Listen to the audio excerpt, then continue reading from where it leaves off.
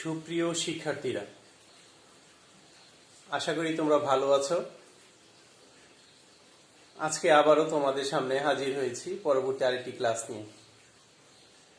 Martin Luther কলেজের online ক্লাসে তোমরা নিয়মিত অংশগ্রহণ করছো, এটি আমাদের প্রত্যাশা। আজকে সম্পূর্ণ নতুন আরেকটি বিষয় নিয়ে তোমাদের সামনে হাজির হয়েছি। আশা করি পূর্ববর্তী ক্লাসের যে পড়া ছিল সেটা তোমরা মনোযোগ সহকারে শেষ করেছ, এবং সেই ক্লাসে আমি বলেছিলাম আমাদের পরীক্ষা হবে, অতএব তোমরা ভালো মতো পড়া শুরু করো যাতে পরীক্ষায় ভালো মার্কস আসে।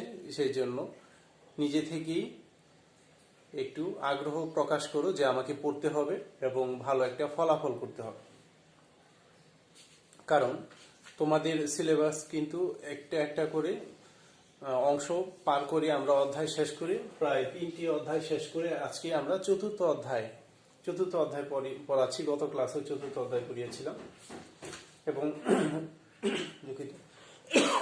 গত অধ্যায়ে আমাদের পড়ার বিষয়বস্তু ছিল সংগঠনের মূলনীতি বা নীতিমালা। সংগঠনের মূলনীতি বা নীতিমালা, সেই নীতিমালাগুলো আমাদের কি ছিল আমরা একটু আবার যদি জেনে নিই। যেমন লক্ষ্যের নীতি, তারপর ছিল আমাদের দক্ষতা নীতি, তারপর ছিল কাম্য পরিসর নির্ণয় নীতি, তারপর ছিল আমাদের জোড়াময় শিকলের নীতি, তারপর ছিল আমাদের দায়িত্ব নির্দিষ্টকরণের নীতি, 6 নাম্বার ছিল আদেশের ঐক্য নীতি, 7 ছিল সারল্য ও সুস্পষ্টতা নীতি, এবং 8 নাম্বার ছিল বিশেষায়নের নীতি। তাহলে এই যে 8টি নীতি পড়েছিলাম, এই 8টি নীতি তোমাদের বলেছিলাম লিখে লিখে ভালো মতো পড়ার জন্য, যাতে আমাদের নীতিগুলো আসলে আমরা সহজেই বুঝতে পারি যে এটা কোন নীতি। উদ্দীপকের মধ্যে যদি 2-3টা লাইন লেখা থাকে এবং বলা হয়ে থাকে যে এটা কোন নীতির আওতাধীন, তাহলে আমরা যাতে সহজেই বুঝে উত্তরটা দিতে পারি। আজকে আমাদের যে বিষয়টা আমরা শিখবো সেটা হচ্ছে সংগঠন কাঠামোর প্রকারভেদ। সংগঠন কাঠামোর প্রকারভেদ, আমরা এই সংগঠন কাঠামোর প্রকারভেদ হচ্ছে 5টির মধ্যে আমরা ধারাবাহিকভাবে একটি একটি করে পড়ব এবং এটা আলোচনা করব, যাতে আমাদের পড়াগুলো মনে থাকে। সেই জন্য আমরা ধীরে ধীরে ভাবে কথাগুলো লক্ষ্য করব। তাহলে আমাদের সংগঠন কাঠামোর প্রকারভেদ আমরা দেখি কি কি আছে। 1 নাম্বার হচ্ছে সরলরৈখিক সংগঠন। 1 নাম্বার কি? সরলরৈখিক সংগঠন। 2 নাম্বার হচ্ছে আমাদের সরলরৈখিক উপাদস্থ কর্মী সংগঠন। 1 নাম্বার হচ্ছে সরলরৈখিক, 2 নাম্বার হচ্ছে সরলরৈখিক উপাদস্থ কর্মী সংগঠন, মানে দুইটা সংগঠনের সংমিশ্রণ হয় এখানে। তারপর হচ্ছে কার্যভিত্তিক সংগঠন। তারপর আমরা পড়ব কার্যভিত্তিক সংগঠন। 4 নাম্বার পড়ব হচ্ছে আমরা মেট্রিক সংগঠন। 4 নাম্বার পড়ব আমরা কি? মেট্রিক সংগঠন। এবং 5 পড়ব কমিটি সংগঠন। 4 পড়ব মেট্রিক সংগঠন এবং 5 পড়ব কমিটি সংগঠন। তাহলে আমরা এই প্রথম 3টি পড়ে নিই। দেখি প্রথম 3টির মধ্যে কোন বিষয়গুলো নিয়ে কিভাবে আলোচনা করে হয়েছে। তাহলে সংগঠন কাঠামোর প্রকারভেদ পেলাম কয়টি আমরা? 5টি। 1 নাম্বার হচ্ছে সরলরৈখিক, 2 নাম্বার হচ্ছে সরলরৈখিক ও পদস্থ কর্মী সংগঠন, 3 নাম্বার হচ্ছে কার্যভিত্তিক সংগঠন, 4 নাম্বার হচ্ছে মেট্রিক সংগঠন, এবং 5 হচ্ছে কমিটি সংগঠন।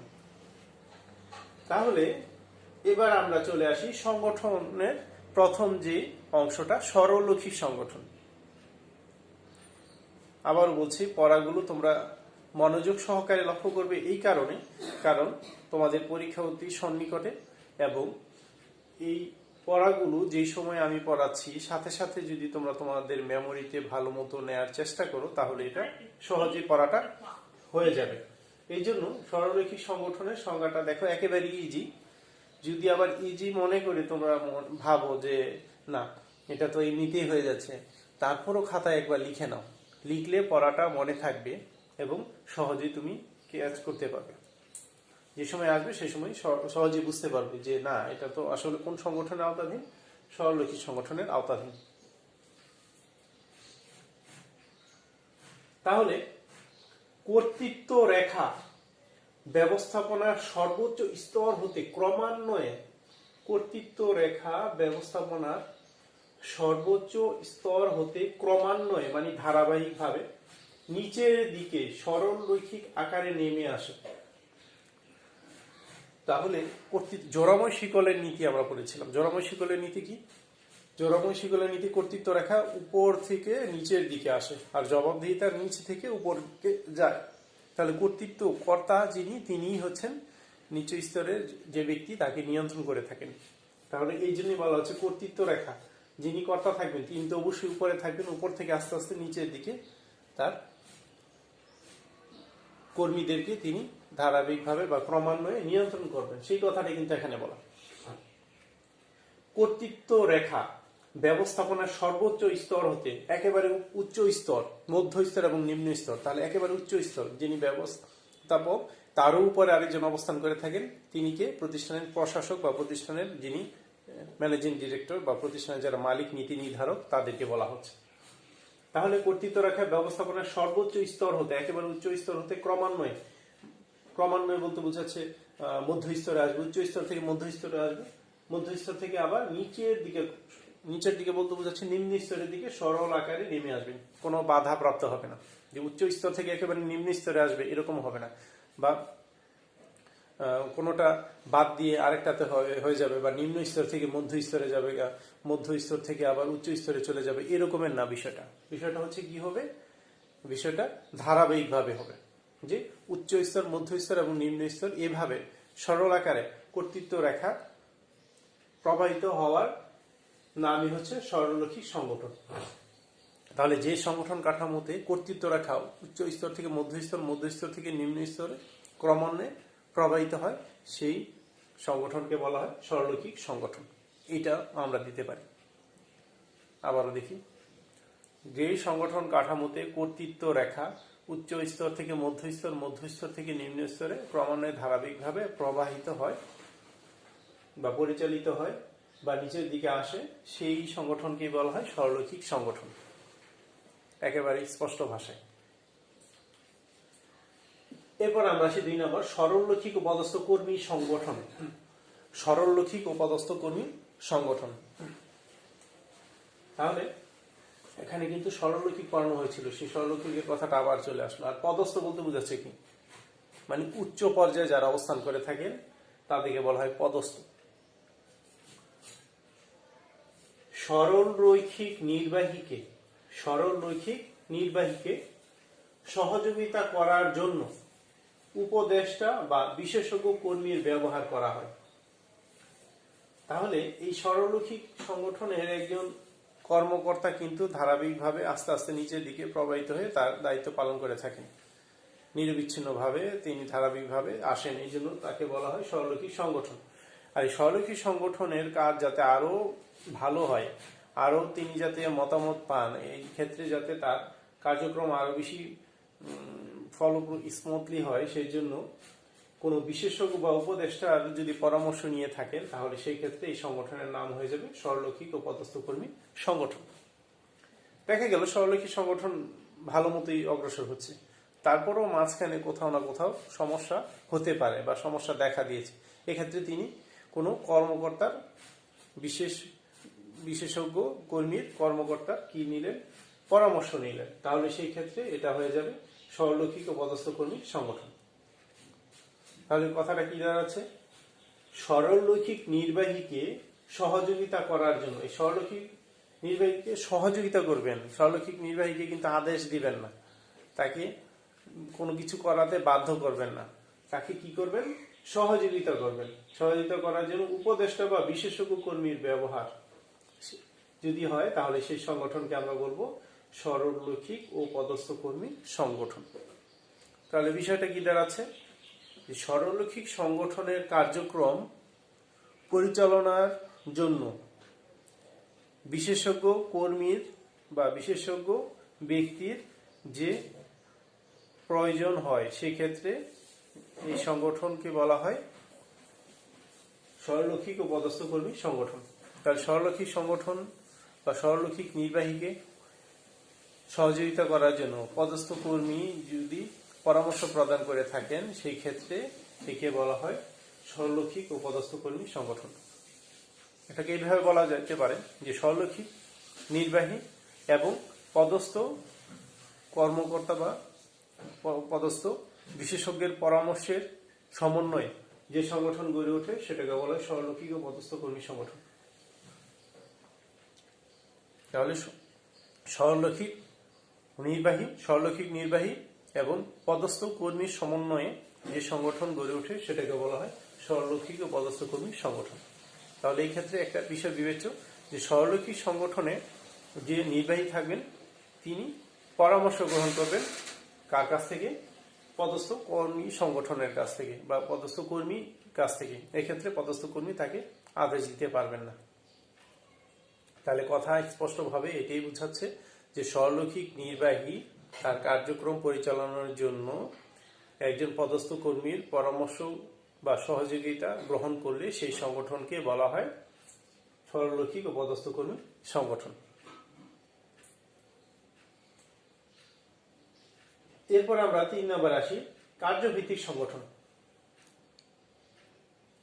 কার্যভিত্তিক সংগঠন ব্যবস্থাপনার কার্যাবলীকে কাজের প্রকৃতি অনুযায়ী বিভিন্ন ভাগে ভাগ করে এদের একটিকে একজন বিশেষজ্ঞের উপর ন্যস্ত করা হয়।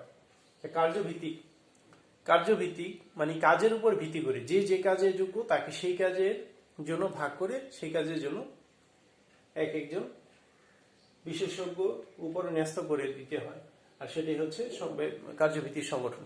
আমরা দেখি ব্যবস্থাপনা কার্যাবলীকে কাজের প্রকৃতি অনুযায়ী বিভিন্ন ভাগে ভাগ করে। তাহলে ব্যবস্থাপনার কাজ রয়েছে, ধরা গেল 4টি কাজ: উৎপাদন, বিক্রয়, বাজারজাতকরণ এবং অর্থ। তাহলে প্রকৃতি অনুযায়ী বিভিন্ন ভাগে ভাগ করলাম, এই 4টা ভাগে ভাগ করলাম, ভাগ করে এদের একটিকে একজন বিশেষজ্ঞের উপর ন্যস্ত করলাম। যে অর্থ বুঝে তাকে অর্থের উপর দিলাম, অর্থের দায়িত্ব। যে উৎপাদন বুঝে তাকে উৎপাদনের দায়িত্ব দেওয়া হলো, অথবা যে বিক্রয় বুঝে তাকে বিক্রয়ের উপরে দায়িত্ব দেওয়া হলো, যে বাজারজাতকরণ বুঝে তাকে বাজারজাতকরণের দায়িত্ব দেওয়া হলো। তাহলে এটাকে বলা হচ্ছে এদের একটিকে একজন বিশেষজ্ঞের উপরে ন্যস্ত করা। তাহলে ব্যবস্থাপনা কার্যাবলীকে কাজের প্রকৃতি অনুযায়ী বিভিন্ন ভাবে ভাগ করে এদের একটিকে, তাহলে ব্যবস্থাপনার কাজ যতগুলো রয়েছে সবগুলো কাজকে আলাদা আলাদা ভাবে বিভক্ত করা, এবং বিভক্ত করার পর সবগুলোকে একটা বিশেষজ্ঞের উপরে ন্যস্ত করার যে কাজ সেটাকে আমরা বলবো কার্যভিত্তিক সংগঠন। তাহলে কার্যভিত্তিক সংগঠন কি করে থাকে? এক কথায় কাজের প্রকৃতির উপর ভিত্তি করে কাজগুলোকে ভাগ করে বিশেষজ্ঞ একজনকে এক বিশেষজ্ঞের উপরে ন্যস্ত করার ক্ষেত্রে যে সংগঠন সেটাকে বলা হয় কার্যভিত্তিক সংগঠন। তাহলে সরলরৈখিক ও পদস্থ কর্মী সংগঠন এবং কার্যভিত্তিক সংগঠন, আশা করি এই 3টা তোমরা বুঝতে পেরেছো। এরপর আমরা শিখব 4 হচ্ছে মেট্রিক সংগঠন এবং 5 হচ্ছে কমিটি সংগঠন।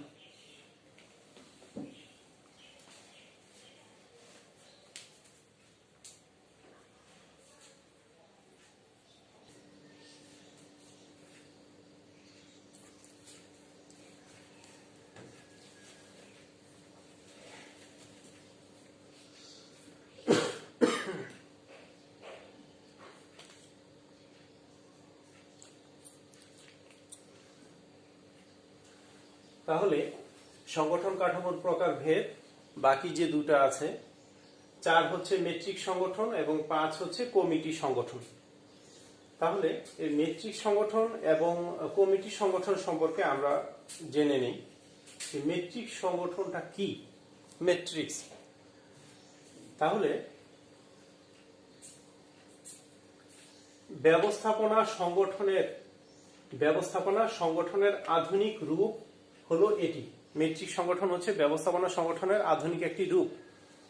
তাহলে জ্ঞানমূলকে যদি আসে যে ব্যবস্থাপনা সংগঠনের আধুনিক রূপ কোনটি, অথবা নৈবিতিকে যদি আসে তাহলে সেই ক্ষেত্রে আমরা কিন্তু যদি জানা থাকে সহজেই উত্তরটা দিতে পারবো। এই জন্য এটা এক কথায় উত্তরটা আমাদের অনেক বেশি জরুরি যে আধুনিক সংগঠনের রূপ হচ্ছে কোনটি? মেট্রিক সংগঠন। ব্যবস্থাপনা সংগঠনের আধুনিক রূপ হচ্ছে কি? মেট্রিক সংগঠন। মেট্রিক সংগঠন হচ্ছে ব্যবস্থাপনা সংগঠনের আধুনিক রূপ। আচ্ছা, বিভাগীয়করণের একাধিক পদ্ধতির মিশ্রণ। আবার এটি হচ্ছে বিভাগীয়করণের একাধিক মানে একের অধিক পদ্ধতির সংমিশ্রণ। কি কি? দ্রব্য ও কার্যভিত্তিক বিভাগীয়করণের সমন্বয়ে গঠিত। এটা হচ্ছে দ্রব্য এবং কার্যভিত্তিক এই দুইটা সংগঠনের সমন্বয়ে গঠিত। তাহলে আমরা কথা কি শিখলাম তিনটা।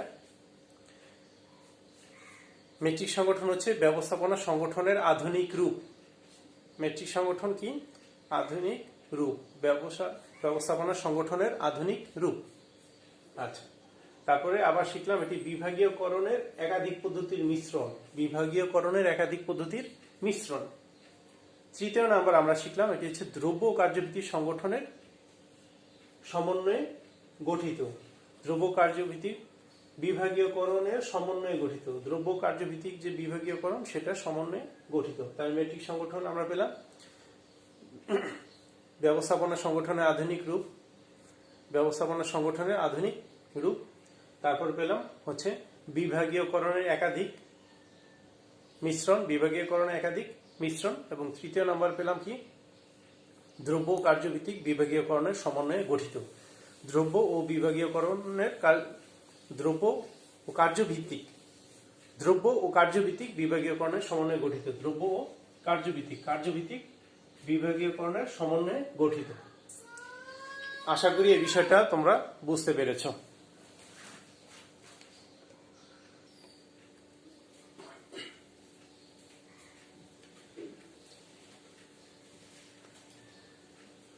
তাহলে মেট্রিক সংগঠন কি শিখলাম? যে ব্যবস্থাপনা সংগঠনের আধুনিক রূপ এবং এটি হচ্ছে বিভাগীয়করণের একাধিক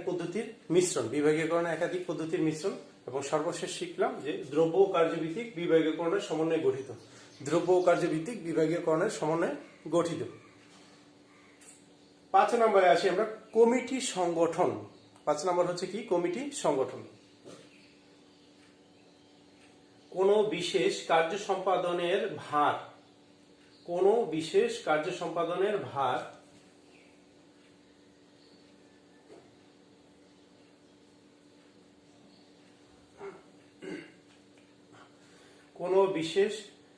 সম্পাদনের ভার কমিটির উপর অর্পণ করা হলে কমিটির অন্তর্ভুক্ত ব্যক্তিবর্গের মধ্যে যে সম্পর্কের কাঠামো গড়ে ওঠে তাকে কমিটি সংগঠন বলে। তাহলে কমিটি বিষয়টা কি? আমরা আগে এটা জেনে নিই। কমিটি কি? কমিটি সাধারণত কোনো বিশেষ উদ্দেশ্য অর্জনের জন্য নির্দিষ্ট সময়ের বা নির্দিষ্ট মেয়াদের উপর ভিত্তি করে দলবদ্ধ কয়েকজন মানুষের সংমিশ্রণ। কারণ এই যে দলবদ্ধ কয়েকজন মানুষ থাকেন, এই মানুষগুলো তাদের বিভিন্ন দায়িত্ব দেওয়া হয় সেই বিশেষ উদ্দেশ্য হাসিলের জন্য।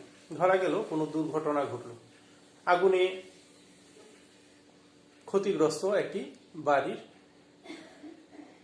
ক্ষতির পরিমাণ এবং দুর্ঘটনার কারণ এবং এর প্রতিকার এবং দায়ী এই বিষয়গুলোর উপর ভিত্তি করে একটি কমিটি গঠন করা হলো।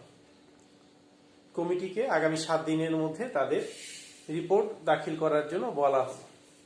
তাহলে এই যে কমিটি কি দাঁড়াচ্ছে? যে নির্দিষ্ট 7 দিনের মধ্যে তাদের মেয়াদ থাকবে এবং 7 দিনের মধ্যে তাদের এই কাজগুলো সম্পূর্ণ করতে হবে। তাহলে কমিটি বিষয়টা হচ্ছে এরকম যে কোনো নির্দিষ্ট সময়ের জন্য নির্দিষ্ট উদ্দেশ্য অর্জনের লক্ষ্যে দলবদ্ধ কোনো প্রচেষ্টা।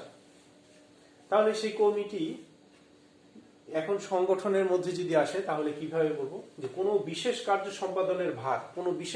সম্পাদনের ভার কমিটির উপর অর্পণ করা হলো। তাহলে কোনো বিশেষ কাজ, ধরা গেল কমিটিকে বলা হলো যে ঘূর্ণিঝড় প্রবণ এলাকা নির্ধারণ করার জন্য, অথবা ভূমিকম্প কেন হলো, অথবা বাড়িটি কেন ক্ষতিগ্রস্ত হলো, এই যে বিভিন্ন কারণ, এই বিশেষ কার্য সম্পাদনের ভার কমিটির উপর অর্পণ করা হলো। এই যে ভারটা, এই দায়িত্বটা কোনো কমিটির উপরে প্রদান করা হলো। এখন কমিটির অন্তর্ভুক্ত ব্যক্তিবর্গের মধ্যে, এখন কমিটির ভিতরে যে 10 জন লোক রয়েছে বা 7 জন লোক রয়েছে, তাদের মধ্যে যে সম্পর্ক, তাদের মধ্যে সম্পর্কটা কি নামে পরিচিত হবে, সেই সম্পর্কের কাঠামো গড়ে ওঠে, তাকে বলে কমিটি সংগঠন। তাহলে বিষয়টা আশা করি বুঝতে পেরেছো সবাই, যে কমিটির মধ্যে পারস্পরিক ব্যক্তিবর্গের মধ্যে যে সম্পর্ক তৈরি হয়, যে কাঠামো, সম্পর্কের কাঠামো, সেটাকে বলা হচ্ছে কমিটির সংগঠন। 10 জন, 5 জন বা 3 জন যেই ব্যক্তিরই থাকুক না কেন কমিটির দায়িত্বপ্রাপ্ত, সেই দায়িত্বপ্রাপ্ত ব্যক্তির মধ্যে যে সম্পর্কের কাঠামো তৈরি হয়, সেই সম্পর্কের কাঠামোর নামই হচ্ছে কমিটির সংগঠন। তাহলে কি দাঁড়াচ্ছে, বিশেষ কোনো কাজের সম্পাদনের জন্য, তাহলে বিশেষ কোনো কার্য সম্পাদনের ভার কমিটির উপর অর্পণ করা হলো। বিশেষ কোনো কার্য সম্পাদনের ভার যদি কমিটির উপর অর্পণ করা হয়, এখন সেই কমিটির মধ্যে অন্তর্ভুক্ত যে ব্যক্তিবর্গরা থাকবেন, সেই ব্যক্তিবর্গের মধ্যে সম্পর্কের যে কাঠামো তৈরি হবে, কমিটির মধ্যে ব্যক্তিবর্গের মধ্যে সম্পর্কের যে কাঠামো তৈরি হবে, সেটাকে বলা হচ্ছে কমিটি সংগঠন। তাহলে প্রিয় শিক্ষার্থীরা, আমরা আজকে যে পড়াটা পড়লাম আমরা আরেকবার একটু দেখে নিই। আজকে আমরা পড়লাম হচ্ছে সংগঠন কাঠামোর প্রকারভেদ। সংগঠন কাঠামোর প্রকারভেদ কয়টি পেলাম আমরা? 5টি। 5টির মধ্যে আমরা পেলাম সরলরৈখিক সংগঠন, 2 নাম্বার পেলাম সরলরৈখিক ও পদস্থ কর্মী সংগঠন, 3 নাম্বার পেলাম আমরা হচ্ছে কার্যভিত্তিক সংগঠন, 3 নাম্বার পেলাম হচ্ছে কার্যভিত্তিক সংগঠন, 4 নাম্বার পেলাম হচ্ছে আমরা মেট্রিক সংগঠন, এবং 5 নাম্বার পেলাম হচ্ছে কমিটি সংগঠন।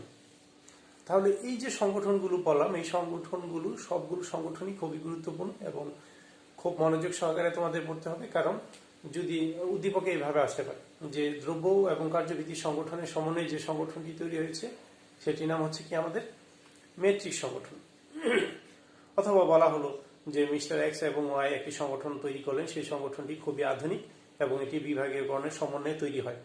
এবং এটার মধ্যে আরো বলা আছে যে দ্রব্য এবং কার্যভিত্তিক সংগঠনের সমন্বয়ে সহায়তার মাধ্যমে এটি প্রস্তুত করা হয়েছে। তাহলে সেই ক্ষেত্রে আমরা যদি এই বিষয়গুলো না জানি, আমরা কিন্তু বলতে পারবো না যে এটা মেট্রিক সংগঠন। অথবা বলা হলো যে কমিটি তৈরি করা হলো, এখন কমিটির মধ্যে যে ব্যক্তিবর্গ ছিল, সেই ব্যক্তিবর্গের মধ্যে যে সম্পর্কের কাঠামো তৈরি হয়, সেই সম্পর্কের কাঠামোকে আমরা নতুন একটি রূপ দান করতে সক্ষম হয়েছি। অতএব উদ্দীপকের মধ্যে যে উল্লিখিত সংগঠনের মধ্যে ব্যক্তিবর্গের সম্পর্কের যে কাঠামো তৈরি হয়েছে, সেটাকে আমরা কি বলবো? তাহলে সেটাকে আমরা বলবো কি কমিটি সংগঠন। যে ব্যক্তিবর্গের মধ্যে যে সম্পর্কের কাঠামো গড়ে ওঠে তাকে বলে কমিটি সংগঠন। যে কমিটি তৈরি করা হয়েছে, সেই কমিটির মধ্যে পারস্পরিক সম্পর্কের যে কাঠামো তৈরি হয়, সেটাকে বলা হয় কি কমিটি সংগঠন। তাহলে আশা করি তোমরা এই পড়াটা বুঝতে পেরেছ। তোমাদের সামনে যেহেতু পরীক্ষা আছে, আমি বলবো তোমরা বাসায় বসে না থেকে পড়াগুলো পড়তে থাকো এবং খাতায় যতটুকু সম্ভব লেখার চেষ্টা করো, কারণ লিখলে মনে থাকবে। এবং এটার সাথে সাথে তোমরা তোমাদের অধ্যায়ের শেষে এমসিকিউ পাবে, এমসিকিউ গুলো বাসায় স্টাডি করতে থাকো। এমসিকিউ পড়ার জন্য সবচেয়ে উপযুক্ত স্থান হচ্ছে তোমাদের মেইন বই, যেটা পাঠ্যসূচি, সেই বইয়ের প্রথম অধ্যায়ের প্রথম থেকে দাগ দিয়ে তোমরা পড়বে এবং পরবর্তীতে তোমরা এমসিকিউ গুলো শেষ থেকে বইয়ের চ্যাপ্টারের শেষে তোমরা এমসিকিউ গুলো পাবে। 10টা করে এমসিকিউ পড়ো, একসাথে 50টা 20টা পড়ার দরকার নেই। 10টা পড়ো, 10টা করো, করার পরে বই খুলে অ্যান্সার মিলিয়ে দেখো, আবার 10টা করো, আবার অ্যান্সার মিলিয়ে দেখো। এরপর 20টা একেবারে রিভিশন দাও, যে কেন হচ্ছে এগুলো আর কেন এগুলো হচ্ছে না, সেই বিষয়গুলো জাস্টিফাই করে পরবর্তীতে অ্যান্সারটা তোমরা শিওর করো। আশা করি এইভাবে বলে তোমরা তোমাদের পড়াগুলো শেষ করতে পারবে। প্রিয় শিক্ষার্থীরা, তাহলে আজকে আমরা এখানেই শেষ করছি। পরবর্তী ক্লাসে সবার আবার স্বাগত জানিয়ে আজকে এখানেই বিদায় নিচ্ছি। সবাই ভালো থাকো।